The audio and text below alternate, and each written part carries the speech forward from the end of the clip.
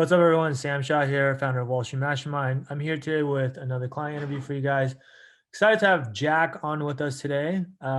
Jack just finished going through his summer internship recruiting process. He's currently a rising junior who's doing his sophomore summer internship, but he finished his recruiting for the following summer, which is the junior summer, and had a very successful outcome. And so I wanted to get him on here to talk to you guys a little bit about, just what the process was like for him and how he was able to do what he did. So, Jack, I want to first of all start off by thanking you for taking the time to talk to us today. Yeah, Sam. Thanks for having me here today. Yeah, absolutely. If you don't mind, just telling us a little bit about yourself, so our listeners can kind of get a sense of what type of candidate you were when you first started this process. That'd be great. For sure. So when I joined Wall Street Mastermind, that was like around the end of last summer. So before my sophomore year began, I this is when I first learned about banking. I wasn't really sure if I wanted to pursue it like for my full-time opportunity yet, or if I just want to explore more about it. But then but at the same time, I knew that I'm interested in it, but I would just knew absolutely nothing compared to a lot of people in my school who were in these investment clubs or in these investment banking clubs who prepare them for like a year before I joined. Mm. So realizing that and like kind of realizing that I know basically nothing, but it's an opportunity I'm definitely excited about. I decided to book a call with Sam after learning about it just online. And that's like pretty much where I was before joining the Wall Street Mastermind program. And I knew that as a candidate, looking at the resume, I had a pretty good resume. I had a good GPA, had some kind of relevant experiences. But something I didn't have was just basically any idea about what banking really was like and what the recruiting process really took. So that's the mindset I came into when joining the call with Sam and had a talk for over an hour, found it cool, and decided to enroll for the program. Let me ask you a couple follow-up questions to what you just said. So, to level set, it sounds like you go to Michigan, which is a good school, right? You said a good GPA, right? I don't know what good GPA means. I assume that's like at least a 3.7 or above, right?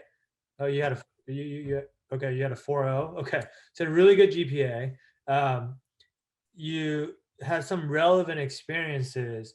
You don't have to tell us exactly where you work, but when you say relevant experience, like what type of experience are you talking about? Yeah, for sure. So I did do a finance internship in a startup in my freshman summer just because like I wanted to. And then even though I haven't started the internships yet, I did get an offer to join an investment bank near my school to join as an academic year investment banking analyst. So I knew that like at that point I didn't really have ex- experience yet, but I knew I would have some kind of experience pretty soon going into the program. Got it. So that was an internship you had lined up for sophomore year because you were about to start sophomore year. Yeah, there was that. So I did it during the sophomore year of Got it. school. Got it. Okay. So that's cool. So you're obviously, it sounds like you're very qualified on paper, right? You said, excuse me, a little bit sick.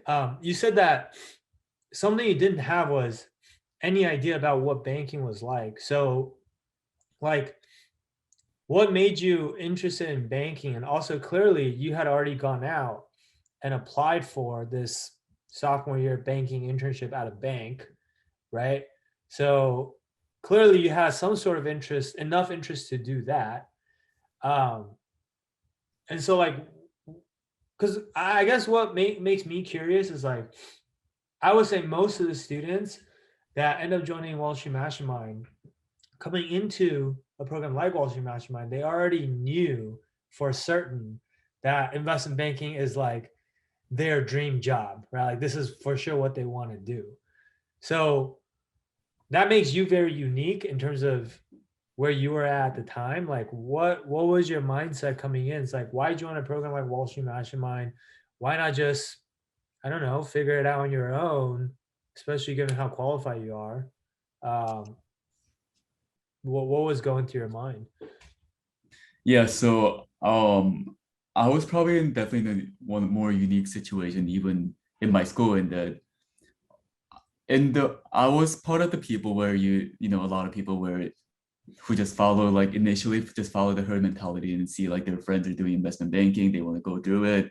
So Mhm. that's like how I first learned about it. Yeah. And even when I first joined the program, I was still debating between investment banking and maybe things like consulting and maybe like other options. But like that's when I like really realized that I find banking most interesting. And at the same time, from talking with different people, that if even if I'm conflicted between banking and consulting and like other things, it's always the best to recruit for banking first, because like you can always recruit for consulting or like something else in your senior year after doing junior year banking internship somewhere. Right. But the other way is not true, and that you cannot really do consulting junior year and then like recruit for banking full time unless you get super lucky somehow. Right. So that's like what really motivated me to first like pursue investment banking. This Yeah. for at least my junior summer, Yeah. and I was like pretty motivated to do that. And then I want to like explore as much as possible. And I feel like if I miss this opportunity, I would definitely not have an opportunity to join investment banking again, versus maybe not for other fields. Got it. So I guess like what went on my mindset before when I was trying to join the program, and that like it was when one, I thought that if I really really try hard, I can probably break into investment banking on my own too, but like wouldn't be able to break into a type of place that I want to really you know spend my full-time career. And even if I like what investment banking is. Yeah. And to be completely honest, I joined Wall Street Mastermind so I can be at a place where I can be pretty happy and proud of my investment banking recruiting. Yeah. And Sam was very honest about that. And then in our call, he told me that like even if I try alone, I might be able to like probably break into somewhere. But what the difference the difference the program can make is what kind of place I can break into. So initially actually I only joined for the part of the program, Mm. and I to see like one to see what the program is really like, and to like see if Sam can provide me all the things that he says on the website and like the testimonials that he has. And Right. also like just because like financial reasons too. Right. But overall, when I joined the first part of the program, I joined the behavioral program and was really satisfied with what I got. And later on, I actually joined the second part of the program, which is the technicals. I actually never ended up joining the networking program, Yeah. which I wonder what, maybe if I did join, it could have made it even better. But like joining the second part of the program, which is technical program, was definitely because I was really happy with the first part of the program and what I got out of it, and that I was confident that with the more help I can get, I can probably achieve better outcome with the type Yeah. of I'll be getting.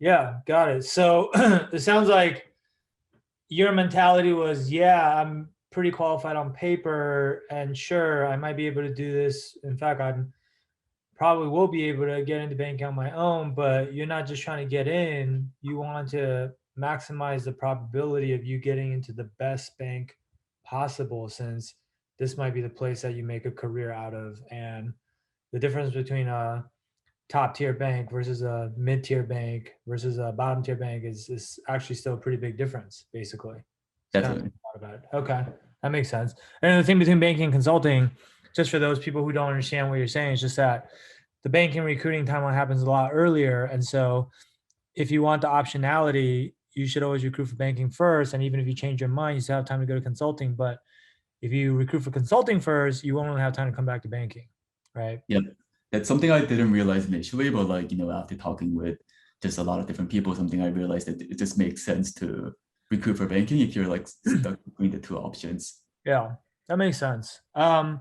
Cool. So then you came in this program, like you said, there's two parts of the program that you participate in. We helped you with your behavioral interviews first, and then later on, we helped you with your technical interviews, right? So can you talk a little bit about, I mean, you mentioned like, okay, you were really satisfied with the behavioral interview portion. Like what made you so happy about kind of the help that you were being provided? Like what was so good about it? Like what's different between what we did versus what you could have just done on your own? Because again, that's always the number one question people have is like, why don't I just do this on my own? Right. For sure.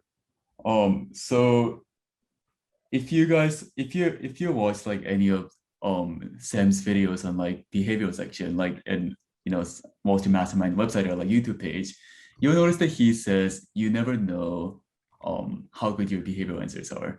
And the technical answer, it's either like you know it, you don't know it. If you don't know what like DCF is, like you just don't know it, you cannot really fake it.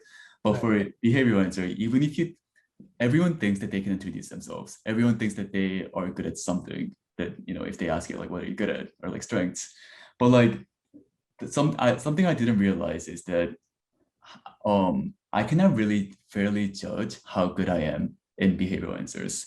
And Mm, that I'm and including like most people would probably think like what their experiences are very unique and they're very tailored towards what bankers want to hear when they ask about like tell me about your strengths or something like that.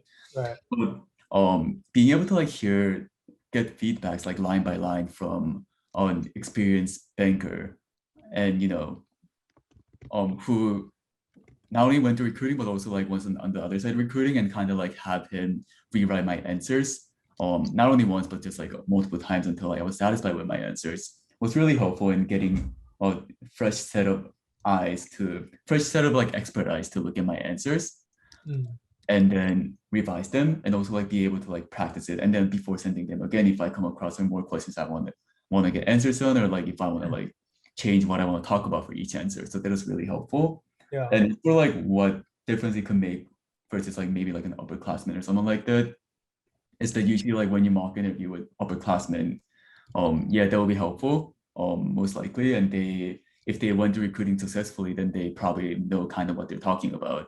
But then a lot of times they would just like say, yeah, your answer was good. Or like if it wasn't like be like you should talk more about something. I don't know. But like they wouldn't I didn't have anyone, even the upperclassmen I practiced with, give me line by line edits and like just practice with like even one question like until I was satisfied with my answer. So that made a big difference. And the edits that Sam and like other coaches make are not just like high level idea of like, just being saying like don't talk about this or something like that. But they literally give you as if like they're not rewriting, but like they're giving like line by line edits on every point, like even like this small word choices you can have to say the things the bankers want to hear. Yeah. So these like details were really helpful, and the depth of the questions that you get in the program that basically like answers like 85% of the behavioral questions that they probably ask you. So Yeah. that's helpful. I guess in other words, it really comes down, you use this term multiple times, but the line by line edits. I guess the difference, like you said, between this and maybe anyone else who you get behavioral help from is just the level of detail that is put into the feedback that's given to you, right? Because Yeah. most of the time when you ask people for help, whether it's an upperclassman or a family friend or I don't know, even a banker, I'm sure they're happy to help you, but usually they'll spend what 30 minutes with you, you know, 60 minutes if you're lucky, right? And nobody's really sitting down and taking a fine comb through all of your answers. They're just giving you kind of high level feedback from like the 30,000 foot level. But sometimes what it really takes is that kind of like getting into the weeds and making sure that every word and every sentence you choose to say in your answer is like perfect, right? And is like fully optimized. And that makes a difference in just how your answer comes across to the banker and makes you stand out, right? Yes, I Um, think I think I can like summarize into like three things. One, the honesty of like how detailed, how like the honesty of the feedbacks. Two, the expertise, like obviously they know what they're talking about. And three, the details, like Sam just mentioned, hmm. You said what was the first one? like the honesty or like Oh, the objective. honesty, and then the second one is the expertise. Got it. And then the third one's level of detail. Yeah, no, that's a great way to put it. I think, and to your point, it's like with the behaviorals, until someone gives you that type of feedback, it's so easy to just fall into the trap of thinking, hey, my answer's already pretty good because you're the one that came up with the answer in the first place, right? So of course it has to sound good to you, or else it wouldn't be your answer. But then, like, how many times did this happen where after you get the feedback on your answers and you see the changes, you're like, oh wow, this is so much better than what I had originally, but I would have never thought of this on my own. But now that I see it, it seems so obvious, right? Like that's what we find typically happens with the behavioral interviews, right? For sure. Yeah. Got it. So we helped you with that. And then you later on decided to hop in and also get coaching on the technical interview side as well. Um, what what was the technical coaching like? Like is I'm guessing, did you ever use any of the other resources to learn your technicals before kind of getting coached by us, or was this like the first thing you did to learn technicals and that was the only thing you used? So I think I can summarize the whole thing with this in that I started learning technicals in April, Yeah.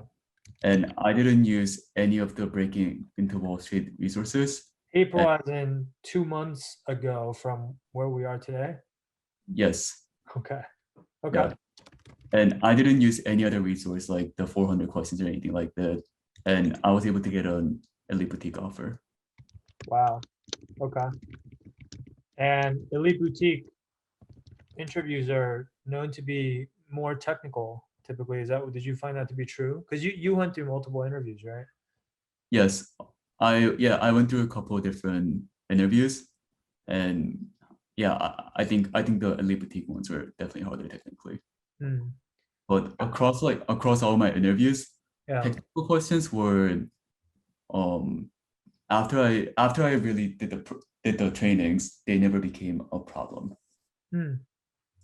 What do you think, what was it that allowed you to not only learn everything you need to learn? Because when did you sign your offer? It was like a while ago, right? It was like earlier this month, was it? Yeah, It's like early June. So from the time you started learning your technicals until you got your Elite Boutique offer, it's like a month and a half, maybe. probably. Yeah. Yeah. Okay. So within a month and a half, without using any of the interview guides that everybody else is using, like what exactly made it so quick and easy for you, I guess, to it sounds like you not only learned the stuff, but you really internalized it well enough to get to the level where you're able to like basically answer whatever curveball questions they threw at you. Because I think the biggest difference between the Elite Boutique technical interviews versus maybe some of the easier ones from other firms is that, as I understand it, and for what a lot of our students tell us, is they ask you a lot of these more open-ended conceptual technical questions that it's not just about like memorizing a formula. It's about really thinking on the spot and being able to apply these concepts to like real world situations, right? So how were you able to get to that level so quickly? Because I don't know if you talk to like your classmates at school and the people who kind of do it the more traditional way. Like a lot of times people spend hundreds of hours learning their technicals, right? Like not an exaggeration. Yeah. Um, for me, I think it came down to three things about technical module. And they're like, first, Sam's a great teacher in that he explains things very well. And I think I did have some background knowledge about finance, but I think even if you have no idea, even if you know barely anything about banking or the finance, any finance terms, it probably wouldn't take you more than 40 hours to get through the entire training and have pretty good idea what every technical topic is. Yeah. And second one is the conciseness. So I did take notes on watching the videos, not like everything, but no, all the important topics and like things that Sam highlighted. And my entire notes of investment banking technicals came out to be around 8 pages. Versus I didn't really read the Breaking into Wall Street guys, but I'm guessing they're pretty long, definitely longer than 8 pages. Yeah. But I just studied those 8 pages really well. And I was able to answer basically all the questions they asked me about the technical part. So it's very concise, but at the same time, it covers everything that I have to know. Yeah. And lastly, I think what really helped me is, so at the end of each section in the technical module, there is like mock interviews of Sim answering these questions that he comes up with, or like the questions that his previous clients got in the interviews. Yeah. And just like really listening to how he answers the questions. And a lot of times these questions also come up in the real interviews, and just kind of not like really copying what he's saying, but like kind of like being able to think like how he does when he answers the questions was really helpful. And like I did hear some feedback saying that, my answers are very thorough and I cover things very well, and like it sounds pretty obvious that I understand things conceptually, even though all I studied is this 8 pages notebook. So yeah, Uh, I didn't like, unlike some of the clients, I don't think I never like try to learn technicals myself, so I cannot like make direct comparisons. yeah. But I think it was definitely a very efficient and effective way of learning technicals. Well, now everyone who's listening to this is gonna say, "Man, like, can we please see your 8 pages of notes? Because there's got to be like the super technical interview cheat sheet or whatever. It's like all you need is these 8 pages, and that's all you're gonna need." But no, that's awesome, man. That's awesome, Jack. So like ultimately, I guess you already kind of told people. So you got an offer within the lead boutique, right? Did you also have other offers that you were deciding between, or was it just that one offer? Yeah, so I did have an offer before that I actually turned down from a smaller mid-market bank. Right. And that was when I think that was when I just joined the technical program. Yeah. So I think that's like when I really realized that, if I really go through this program and like learn things very well and kind of apply things I learned from like both technical and behavior module, I can definitely get something better than what I already got. And that, my I guess my rate of passing the interviews before I enrolled in the technical module and after I enrolled in the technical module was very different. And that, I guess like because I have a pretty good resume and I did network, I was able to get some interviews even before doing the technical part. But a lot of times the technical questions, because I also didn't really study a lot, were the things that got preventing me from advancing to the super day and like getting the offer. And afterward, I think I advanced to super day for every interview I got, at least super day. So that was like definitely a big change and big improvement. And that kind of gave me conviction that, if I just keep interviewing, I'll be able to get something better than what I got before. So just to make sure I understand this correctly, you had a middle market offer, and that was probably what, back in like March or something, maybe. That was back in April, I think. Okay, so it's back in April before you signed on for the technical. So that was when I think that was like when I barely signed up for the technical. So I was starting to learn through things. Yeah, but you turned that offer down, which is ballsy because a lot of these offers are exploding offers, and you don't really have time to hold out for other offers, right? But you turned that offer down without having any other offers because you just felt like you could do better. And I mean, going back to what you said in the beginning too, is like the whole point of you joining a program like this is to get the best offer you can, and you didn't want to sound like you didn't want to settle for a middle market offer, right? At the same time, what helped me decide was that I really got interview invites for other banks.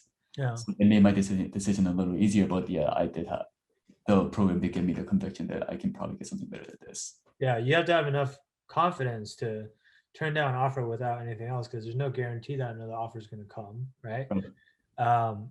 But the other thing you said is the number of super days you got invited back to after the first round before you learned the technicals was a lot lower than after you learned technicals. After you learned it, you got every single super day. That's what you're saying. Yes, after I actually finished the module, I got invited to the super day afterward. Got it. But the other super days that happened before, like as you were still going through it and you didn't finish all the modules yet, you would get tripped up during the interviews on the stuff that you haven't learned yet, basically. Yes. Yep. It happened a couple times. Got it. So basically, if you had started the technical stuff earlier, like before you got those interviews, then you would have probably been totally fine. Because then you you wouldn't have I guess almost like, I don't want to say wasted those opportunities, right? But like that must have been really annoying for you. It's like probably do well on most of the interview and then just get tripped up on like one or two questions, and then that ends up being the thing that kind of gets you dinged. Was that Yeah, what was happening? that's what exactly happened to me. And that from enrolling in the behavioral program, I already had some pretty good behavioral answers, and Yeah. that it was pretty obvious that they liked when I, told them about myself. But a lot of times, especially when I interview, I had an interview, a super day with a lead boutique bank before doing the technical module, Yeah. and they threw me probably the hardest questions I did. One, didn't know the answers to, but two, I didn't even know how to approach them. Um, and I think Do you if remember what the question was? so they just made me do some stuff about OBO. Okay. And back in the day, I didn't even really know what OBO was, so I don't even remember the questions, but I just remember. Okay. Okay. But I think that if I had gone through technical module and studied those 8 pages really well, I have, pretty decent confidence that I might have passed it and gotten an offer. Yeah, like obviously, if it was today, like knowing what you know now, if you started getting questions about LBOs, you'd probably be able to answer it, right? Sure. Yeah, got it.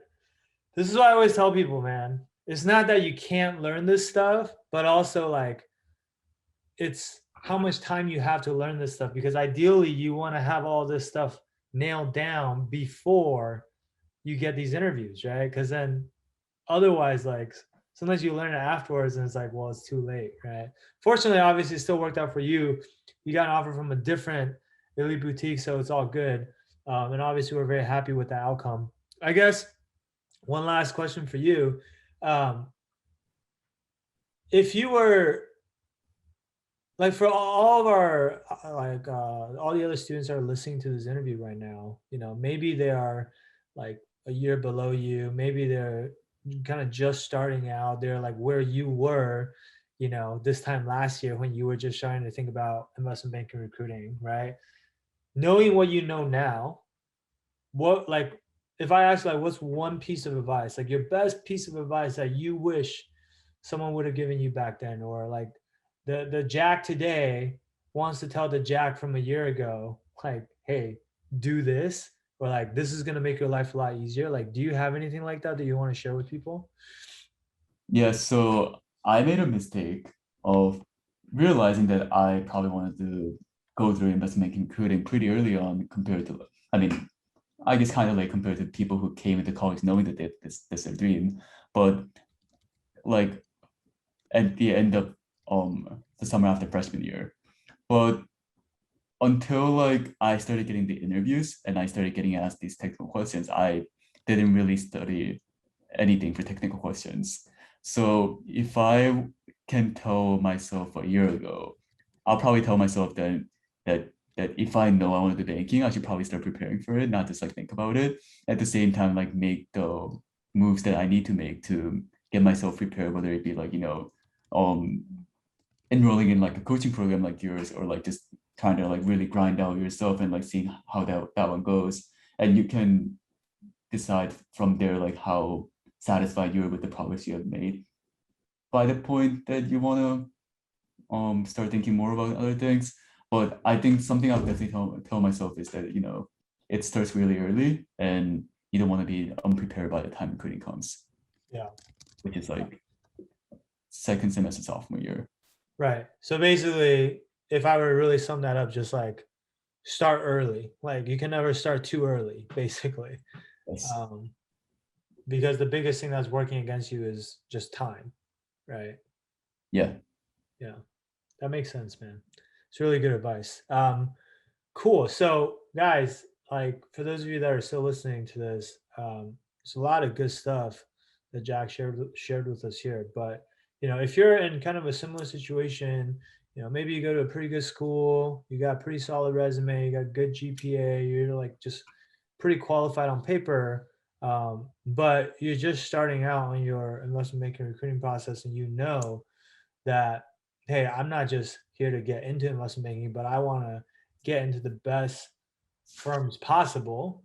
And also, by the way, going back to the point about starting early, um, I mean, a lot of the best firms typically finish recruiting earlier, right? Like we're talking about the elite boutiques and the bulge bracket banks, they tend to finish their processes before the middle market banks, and the middle market banks tend to finish their processes before the regional boutique banks, right? Not like 100% of the time, but like roughly speaking, right? The general rule of thumb. And so going back to Jack's point about efficiency, whether it's how efficient you are with your behaviorals or how efficient you are with your technicals, the quicker you can learn everything you need, probably most likely the better the offer is going to be, right? Or else, like, worked out for Jack, but like he said, as he was still going through and learning the technicals, he missed out on some opportunities because he wasn't fully ready, right? And so, if you guys want help, just kind of like accelerating the entire recruiting preparation process for you, like you don't have to do this alone, right? There is help that you can get out there, and not just any help. Like there's really, really good help that you can get, very detailed help. Feel free to reach out to us. Like that's what we're here for. And if you want to learn more about how everything works and whether it's even a good fit for you, you can start by booking a free strategy session with our team. And you can do that by going to www.wallstreetmastermind.com/apply. The streets abbreviated to ST. So it's wallstmastermind.com/apply. And we'll hop on the phone with you, have a quick conversation about where you're at in the recruiting process, what challenges you're having, what you feel like you need help with.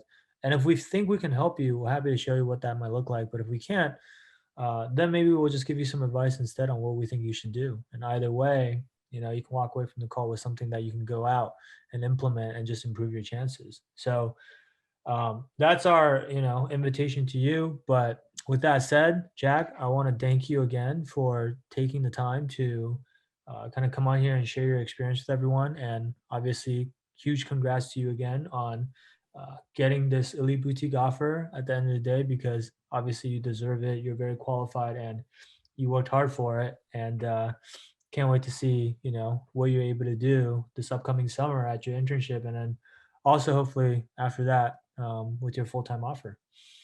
Yeah, thanks again, Sam, and for everything in the program. Yeah, absolutely, man. It was a pleasure.